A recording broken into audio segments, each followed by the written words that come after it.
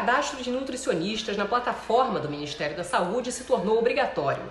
Para falar sobre as principais recomendações para a população e sobre o trabalho dessa categoria na linha de frente de combate ao coronavírus, eu converso com Manuela Dolinski, presidente do Conselho Regional de Nutricionistas da 4ª Região. Manuela, obrigada pela participação aqui com a gente. E muito se ouve falar sobre as fórmulas mágicas, né? Que seriam nada mais que alimentos milagrosos que evitam o contágio e até a cura do coronavírus. Para dar um fim nessa história, Manuela, existe algum alimento milagroso que evita o contágio por coronavírus? Oi, Ingrid. Eu que agradeço aí a oportunidade de a gente estar falando um pouquinho sobre alimentação e nutrição, que eu acho que é aí uma área bem importante, né, para a gente falar aí de tratamento e até mesmo de prevenção do Covid-19, né? E eu queria iniciar já dizendo de antemão que não existe nenhum alimento milagroso, né? O que existe, de fato, é a composição de um estilo de vida e de uma alimentação adequada e saudável, né? E a gente tem, sim, alguns nutrientes que estão mais relacionados a síntese de componentes do sistema imunológico ou a manutenção de integridade epitelial, enfim, a um desfecho mais favorável, né, em quadros infecciosos, de infecções virais, por exemplo, como o Covid-19. Mas um alimento específico, efetivamente, não, Ingrid. Agora, quais são esses alimentos, Manuela, que contribuem para fortalecer o sistema imunológico? Então, a gente tem alguns nutrientes diretamente relacionados a tratamento de quadros infecciosos, né? Talvez na Covid o mais bem estudado, se é que a gente pode dizer assim, que as publicações estão saindo agora, né? É a vitamina D, né? Então, a vitamina D é uma vitamina que você pode sintetizar na pele a partir da incidência de raios ultravioleta. Mas estamos no momento em isolamento social, né? A gente está menos exposto aos raios solares e a gente tem também nos alimentos de origem animal vitamina D, né? A vitamina D ela atuaria em duas frentes, né? A primeira delas, ela está implicada, as células do sistema imunológico, elas são rapidamente degradadas e ressintetizadas, elas têm um ciclo muito rápido, né? E a vitamina D está envolvida diretamente nessa ressíntese de células do sistema imunológico, componentes de uma maneira geral do sistema imunológico, né? E por outro lado, a vitamina D ela também reduz o estado inflamatório provocado por infecções, né? E o Covid-19, o que acontece é uma espécie de tempestade de citocinas, que é um estágio hiperinflamatório, né? Que leva aí ao desfecho de morte, por exemplo, né? Leva às consequências mais graves da doença. E a vitamina D também reduz essa inflamação, né? Então, tem em algumas localidades, alguns protocolos de tratamento de Covid já suplementam com vitamina D. Então, acho que seria um nutriente-chave aí nesse sentido, né? Depois a gente pode conversar um pouquinho, porque uma coisa é prevenção e outra coisa é tratamento, né? A gente entrou aqui para falar um pouco do tratamento do paciente já com Covid já estabelecido, né? Nós temos vários outros nutrientes, né? Talvez a gente pudesse ressaltar outras vitaminas que aí têm perfis antioxidantes, né? Que também funcionam aí na melhor resposta à infecção, né? Que são as vitaminas C e vitamina E. Até em relação à vitamina C, tem alguns estudos já suplementação de pacientes de Covid, mas a gente não tem ainda resultados que demonstre efeito nesse sentido, né, da vitamina C.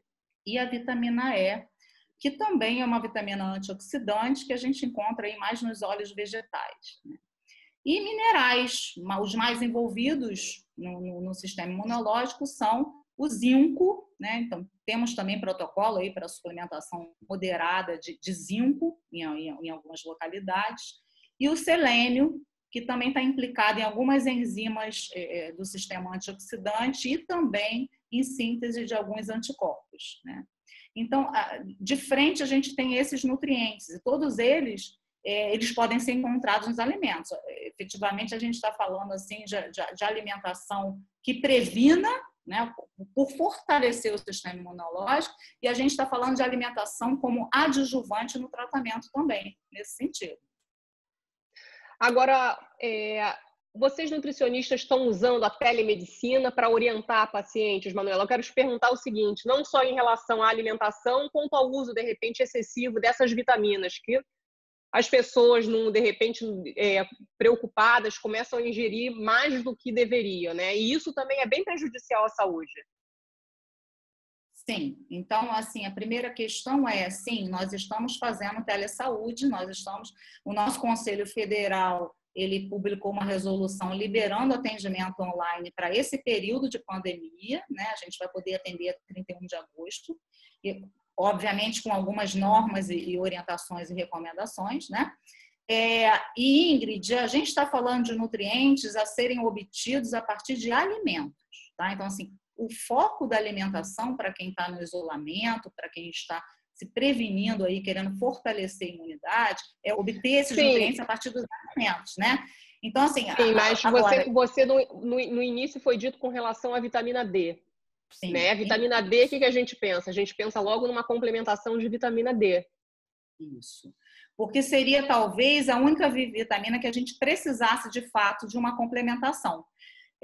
Justamente porque a principal fonte, que é a exógena, é a solar, a maioria da população está sem ter... Em isolamento e não tem como obter, claro. Não, e aí a gente tem alguns contextos mais graves, né? Quer dizer, idosos que já são grupos de risco, em isolamento, sem exposição solar, com uma alimentação precária, ou seja, um conjunto, né? A gente está falando de fatos isolados, mas na realidade a gente vai encontrar um conjunto de fatores que podem aí aumentar a chance ou o risco desse indivíduo, desse paciente aí entrar em contato e desenvolver essa infecção, né? Então, só para fechar esse raciocínio, talvez a vitamina D fuja um pouco dessa recomendação da gente consumir esses nutrientes a partir dos alimentos, né? E aí eu queria aproveitar essa oportunidade para falar do Guia Alimentar para a população brasileira, porque ele que deve ser o nosso norte orientador nesse sentido, né? Que tem como regra de ouro a base da alimentação ser feita a partir dos alimentos in natura ou minimamente processados, né? Que são os vegetais, carne, leite, enfim. E que a gente evite os alimentos processados e ultraprocessados. Então, se a gente for nesse caminho, a composição da alimentação vai te fornecer todos os nutrientes, inclusive essas vitaminas e minerais mencionados por mim. Excetuando-se talvez a vitamina D, né? Mas aí o nutricionista tem que avaliar o seu paciente, cada caso, para fazer essa prescrição, que está acontecendo online, sim, Ingrid. Agora, Manuela, muita gente não tem como ter essa variedade de cardápio, né? Que vive, de repente, com uma cesta básica. Ainda mais nessa época agora de isolamento social. Qual a recomendação de vocês, nutricionistas, para essas pessoas que não têm acesso a essa variedade de alimentos? Então, nós temos realmente uma parte até expressiva em determinadas localidades da população que não tem acesso. Já não tinha antes e com a pandemia se agravou aí essa questão do acesso aos alimentos, né?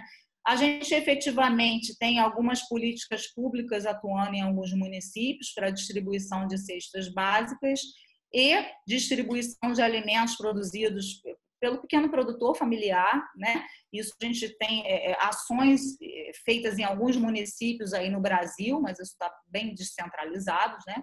O que a gente recomenda é que não faltem vegetais, né? Então, assim, a gente pode ter uma pequena horta, né? A gente pode ter acesso, o programa de alimentação escolar, embora as escolas estejam fechadas, o programa de alimentação escolar ele continua, né? Então a distribuição de alimentos, incluindo ali vegetais, né? Então é buscar meios, seja pelo município, pela gestão do município, seja pela escola próxima, de ter acesso a esses alimentos mais variados, principalmente os alimentos de origem vegetal, né? A obesidade já foi considerada, Manuela, por médicos um fator de risco, né? Alguns obesos, inclusive, já morreram aqui no Brasil. Qual a dica para essa categoria nesse período de pandemia? Os cuidados têm que ser redobrados, na sua opinião? Então, mais do que opinião, Ingrid, a gente tem algumas publicações já feitas nesse sentido, né? Então, a obesidade ela entra efetivamente como um grupo de risco para Covid-19, juntamente aí com as suas comorbidades, né, diabetes, doença cardiovascular como hipertensão, doenças pulmonares crônicas, renal crônico, enfim. É um grupo aí de pacientes crônicos, né? A obesidade entra sim. A gente não tem ainda conhecimento suficiente para afirmar que a obesidade é um fator de risco, tá? Mas o obeso, ele está no grupo de risco para a Covid-19, por várias razões, né? A primeira delas, e talvez a mais importante, seja que o obeso, ele tem um nível de inflamação leve constante, né? Então, ele é um paciente já inflamado, né? E associado ao COVID, ele entra na tal cascata de citocinas que eu falei para você, no estado de hiperinflamação, que agrava rapidamente o quadro, levando a óbito, né? Então, a gente tem assim, algumas publicações que mostram, por exemplo, na Itália, a gente tem um estudo publicado com quase 800 pacientes, dentre os quais os graves, 80% eram pacientes com sobrepeso e obesidade. Na França, a gente tem assim, a mortalidade de 10% por Covid, pacientes obesos e grandes obesos. Enfim, já tem uma sinalização mundial que efetivamente é um paciente que ele evolui para a gravidade de uma forma muito rápida e morre também muito mais rapidamente, né? A questão da inflamação é uma das razões, mas existem outras razões associadas, né? O paciente obeso é um paciente que muitas das vezes você não tem como fazer um diagnóstico precoce por ultrassonografia, por exemplo, se for um obeso grave, por conta da adiposidade na região do tórax ou do abdômen, né? É um paciente que é de difícil manuseio, muitas das vezes, e uma coisa bem curiosa, é um paciente que tem deficiência de vitamina D, né? Então, normalmente, o obeso apresenta deficiência de vitamina D, que é uma vitamina que o defenderia aí dessa hiperinflamação, né? E, curiosamente, né, na Itália, a gente tem a maior prevalência de deficiência de vitamina D de todos os países da Europa, né? Isso é uma coisa curiosa. A gente pode começar aí a pensar, né, efetivamente, se isso teve alguma relação com obesidade e Covid. Manuela, para finalizar, eu queria que você me falasse como é que está sendo o trabalho de vocês que estão na linha de frente, né, com relação ao risco de contaminação.